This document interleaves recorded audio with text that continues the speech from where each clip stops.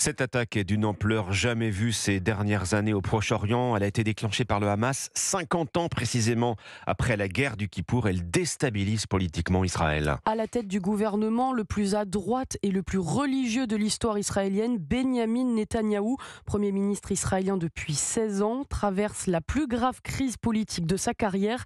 Cette guerre, qui marque l'échec de sa stratégie vis-à-vis des terroristes palestiniens. Sébastien Lebelzik. Il n'est plus le monsieur sécurité d'Israël, comme il était surnommé, mais le symbole de la faillite d'une politique. Lui qui a fait toutes ses campagnes sur le thème « Moi au pouvoir, je détruirai une fois pour toutes le Hamas », n'a rien vu venir. Surpris par l'ampleur de cette attaque, tout comme des services de renseignement israéliens et une armée que l'on disait surpuissante, est aujourd'hui critiqué pour avoir contribué à affaiblir l'État hébreu en se concentrant sur la politique intérieure et sa réforme décriée du système judiciaire.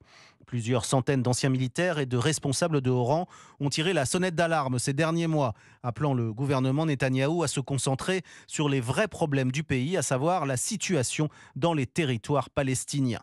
Alors toute la classe politique aujourd'hui appelle à l'union nationale, mais une fois la guerre terminée, le roi Bibi, comme il aimait se faire appeler, risque de ne pas se relever. Les explications de Sébastien Lebelzik pour Europe